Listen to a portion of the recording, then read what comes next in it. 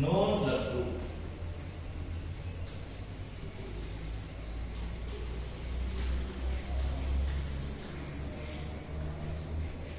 Is ABO blood group.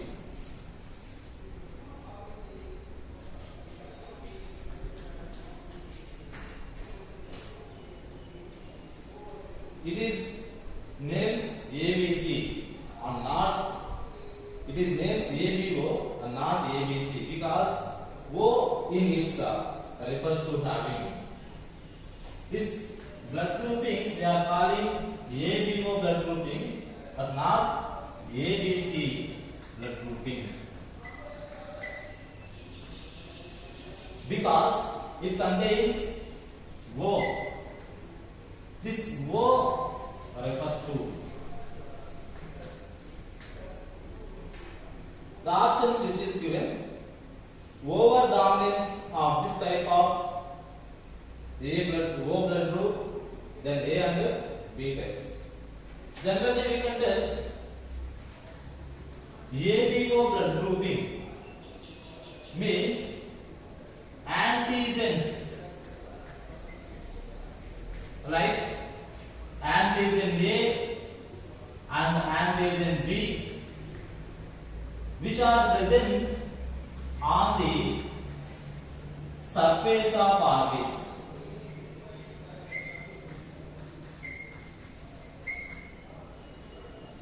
Generally, if antigen A is present on the surface of RBC, plasma membrane of RBC contains antigen A.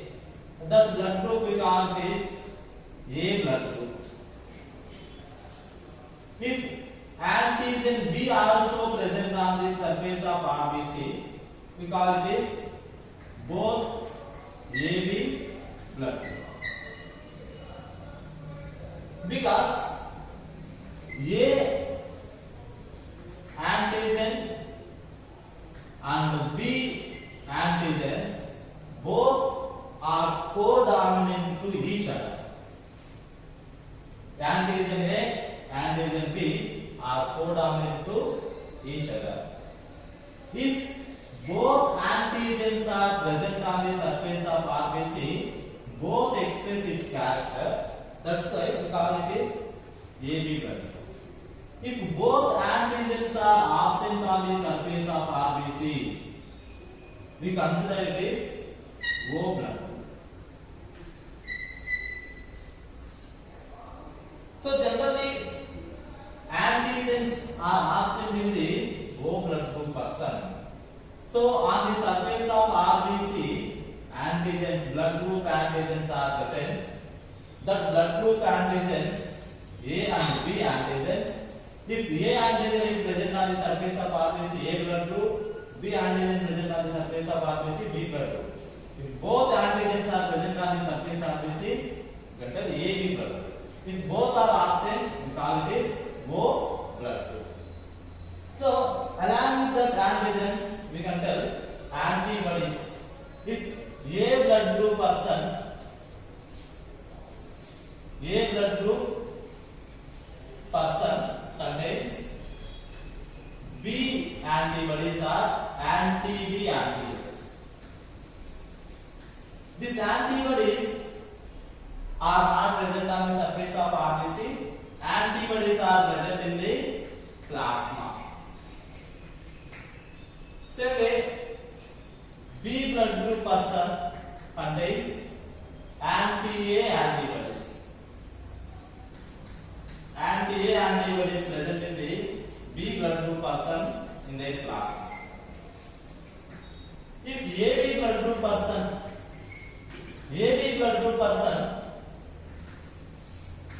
both antigens are present on the surface of RBC, that's why there is no antibodies.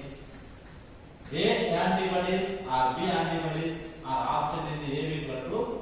So antibodies are absent in the plasma of AB blood group person. Same way, if both antigens are absent on the surface of RBC, we call it as O blood group person. So O blood group persons does not contains any antigens on its surface of RBC, but O blood group person contains both A and B antibodies. Anti-A, anti-B antibodies present in the plasma. So like we can tell blood groups in this A blood group person A antigen is present, anti-B antibody. B blood group B antigen is present, anti-A antibody. AB blood group both antigens are present but no antibodies. O blood group no antigens are present on the surface of RBC, but both the anti-A and anti-B antibodies are present in the plasma. So in this AB blood group person does not contain any antibodies in the plasma. That's why they can receive blood from any person. No antibodies in the plasma. That's why AB blood group person can receive blood from the A blood group, B blood group, or O blood group also. That's why AB blood group person is considered as universal recipient. They can receive blood from any person. When we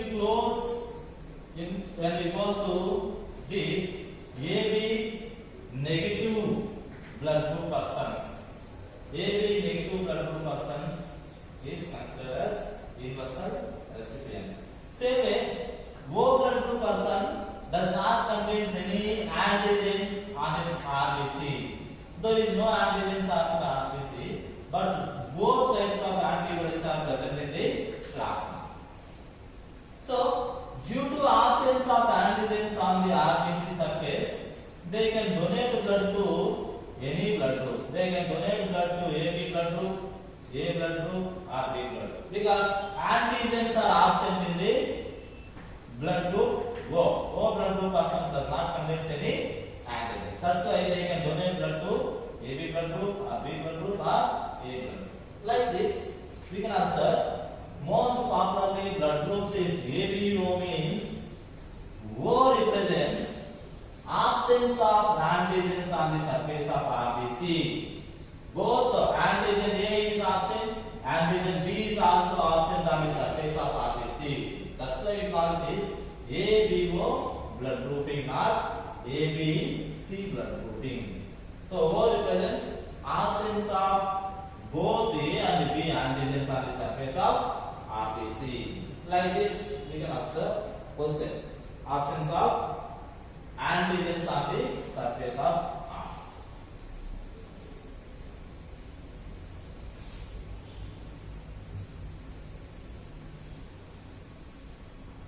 Same way, one more question. From the breathing and exchange of gases. That is, in the given representation of pulmonary air values, what do A, B, C represents? So, pulmonary values given. So, the representation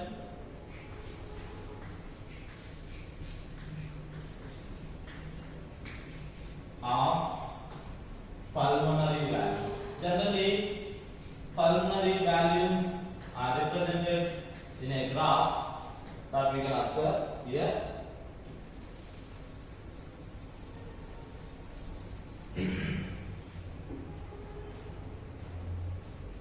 In this graphical representation, we can observe tidal value.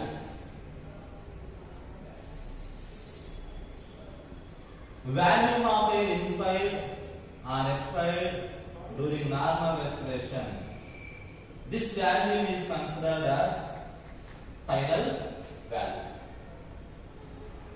In addition to this, we can observe volume of air inspired by a forcible inspiration. Amount of air inspired by a forcible inspiration. We call it is inspiratory reserve value. Same way, we can observe along with inspiratory reserve value and tidal value, we call it is inspiratory capacity. See, this value is considered as inspiratory reserve value. Inspiratory reserve value plus tidal value. Inspiratory reserve value plus tidal value. Both includes inspiratory capacity. Same way, we can observe this inspiratory capacity. Same way, the value of air expired by forcible expiration. Value of air expired by forcible expiration, that is called as expiratory reserve value. Value of air expired by forcible expiration, expiratory reserve value. The remaining value, the value which is present in the lungs after forcible expiration, it is called as residual value.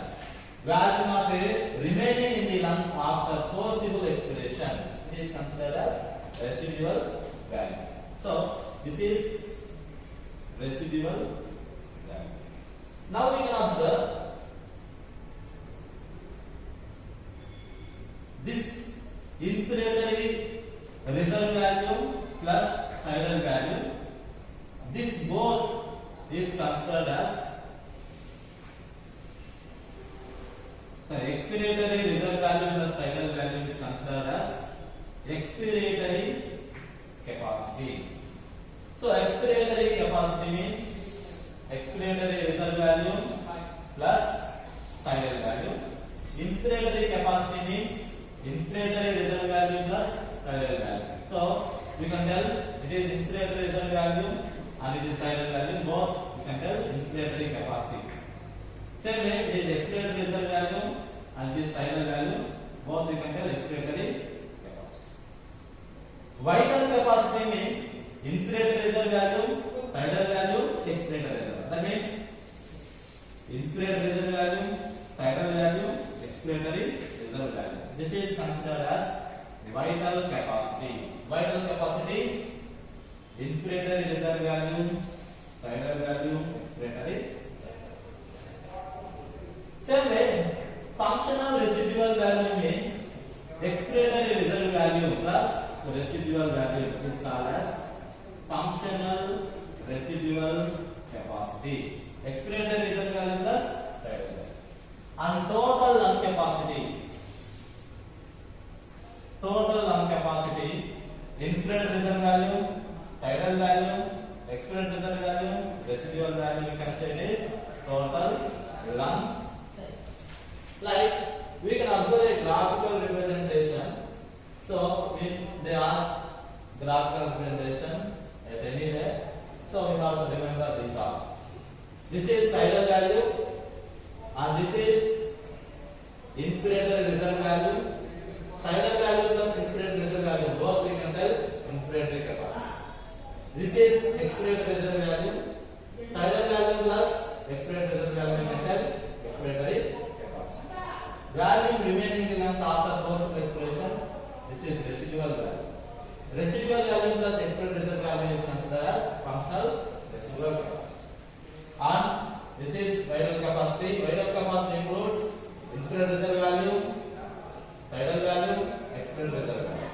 Total lung capacity, inspiratory reserve value, tidal value, expiratory reserve value, and residual. Like that, they may ask question based on this, so you have to remember this. And one more.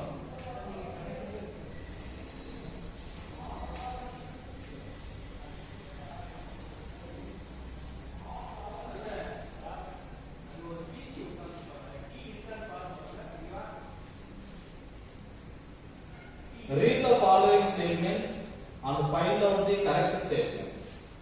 The statements given like urinary bladder is absent in fishes. Urinary bladder is absent in fishes. Second one, Gambusia is eradicates mosquito larvae. Gambusia fishes eradicates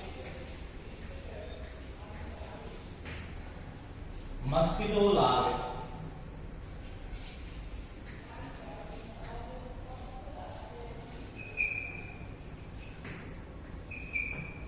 Third one, Ampulla lorenzini. Ampulla of lorenzini present in dogfish act as thermoreceptor. Present in dogfish Spolida act as thermoreceptor.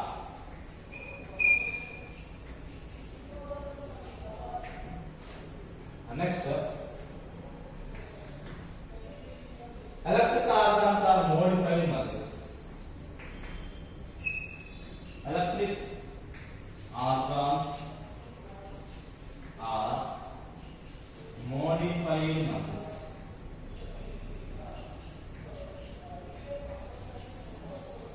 Here we can observe urinary bladder is absent in fishes. Yes, because fishes are aquatic organisms. Most of the aquatic freshwater fishes are osteichthyes fishes.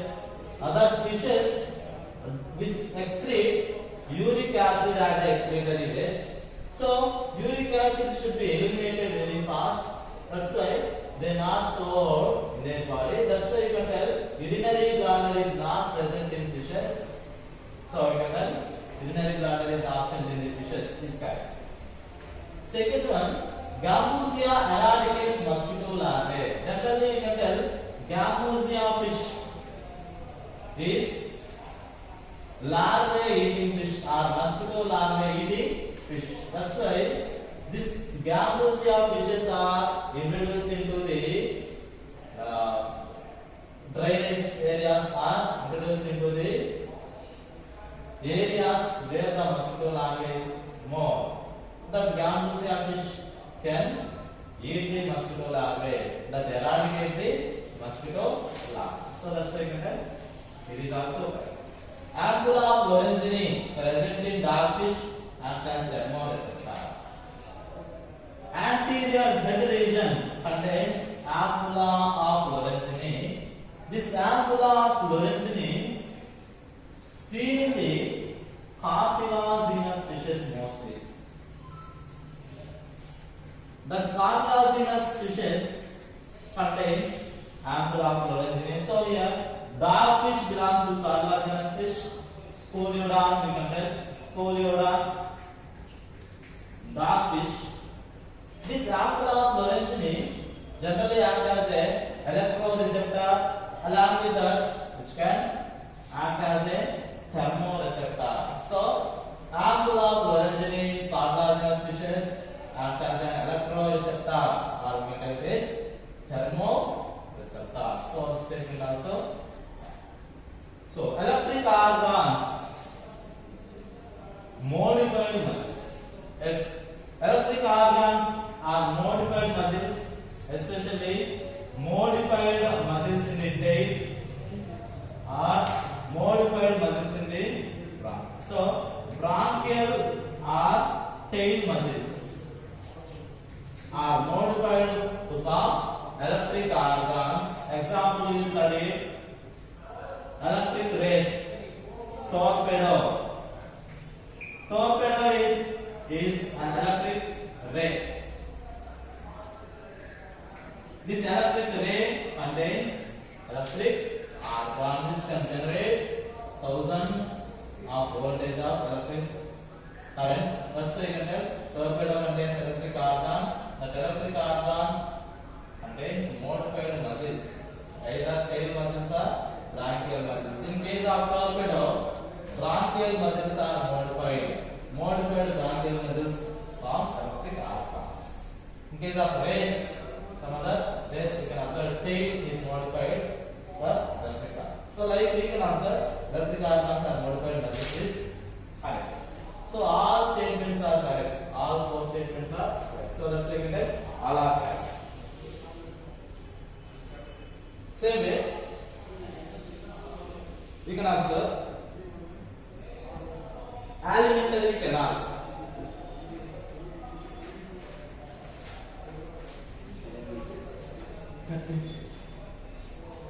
Thanks.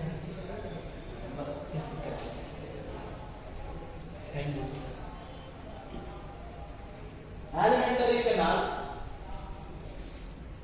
in human beings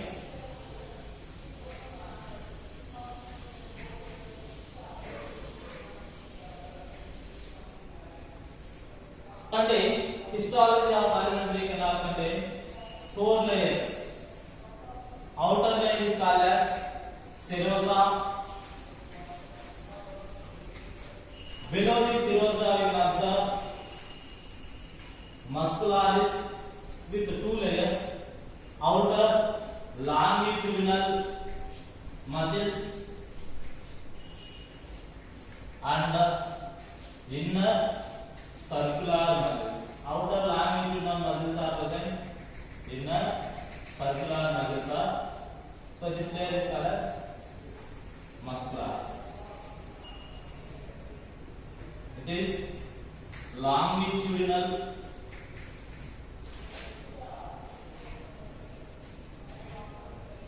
muscle layer and this is circular muscle layer. Same way, below the muscularis we can observe submucosa. This is submucosa.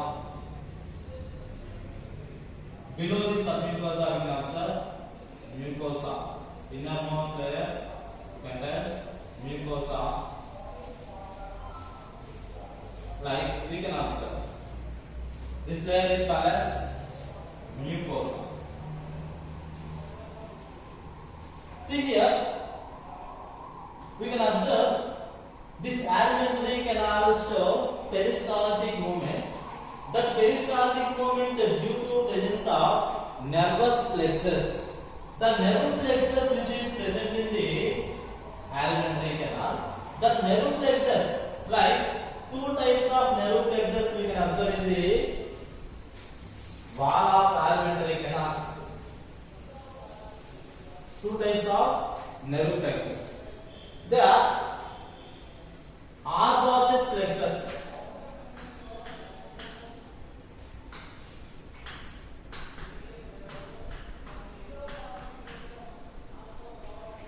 Arbutus plexus are also called as myenteric plexus.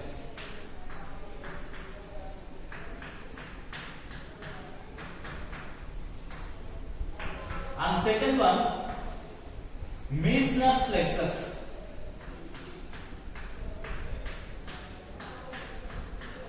Meissner's plexus also called submucosal plexus.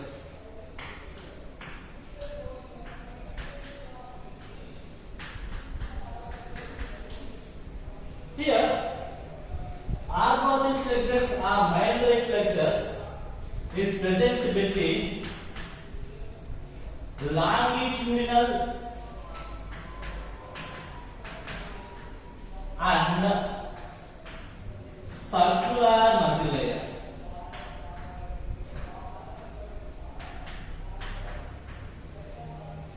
It is present between the longitudinal and circular muscle layers. We can observe it is longitudinal layer and it is circular muscle layer. Between the longitudinal and circular muscle layer, we can observe a nerve plexus called Arbutus plexus or myenteric plexus.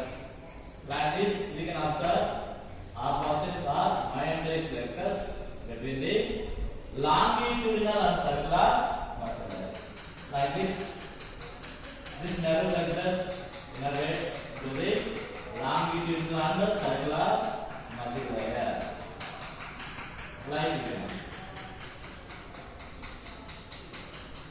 The function of this R-Gauges plexus is which provide peristaltic movement.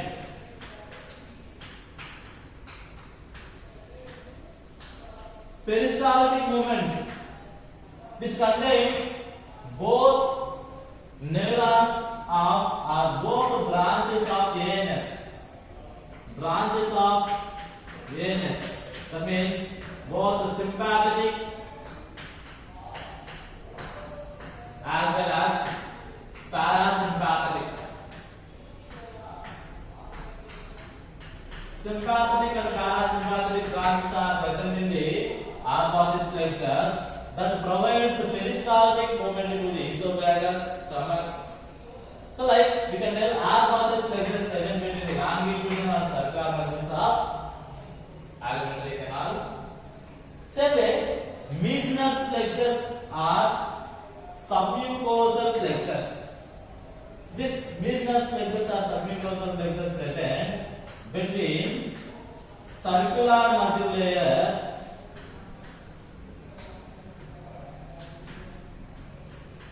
and submucosa.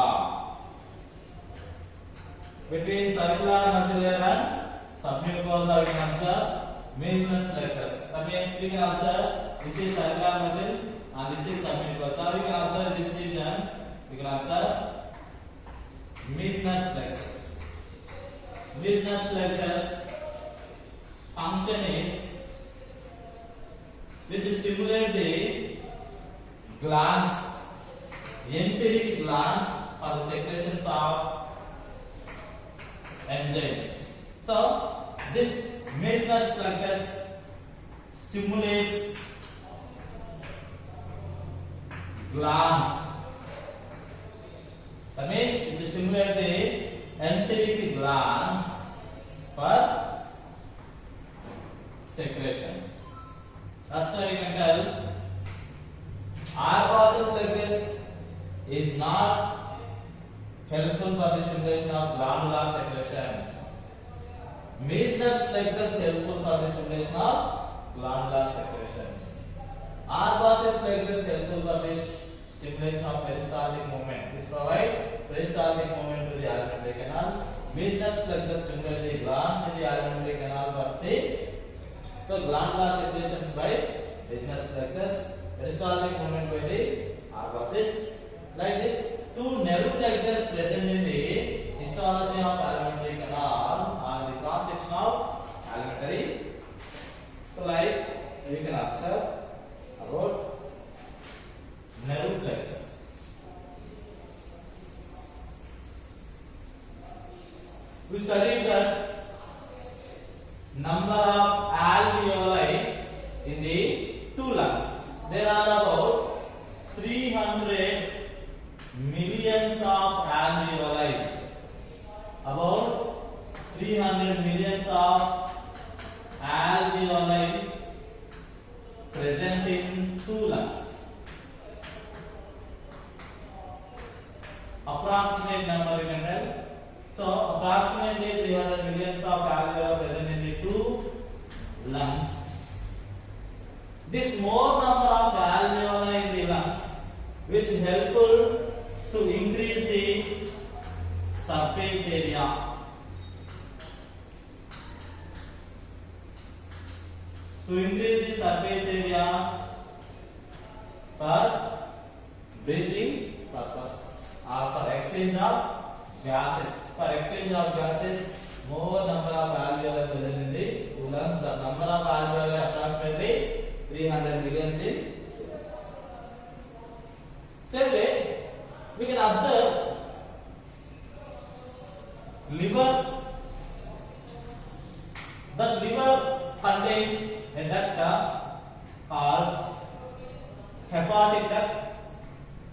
Same way, gallbladder also contains a duct called as cystic duct. It is gallbladder and it is liver. The duct which is present to the liver is called as hepatic duct. and the duct of gallbladder is called as cystic duct. So both ducts are united to form a common bile duct. This common bile duct communicates with the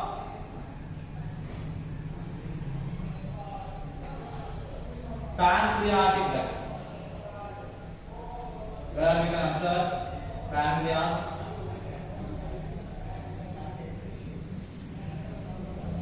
So this common bile duct opens into duodenum of small intestine. So this opening is guarded by a sphincter called as sphincter of Oddi. Common bile duct and pancreatic duct. Both are united to form a common hepatopancreatic duct. Hepatopancreatic duct or hepatopancreatic duct also called as ampulla of Vater or hepatopancreatic ampulla. Here pancreas contains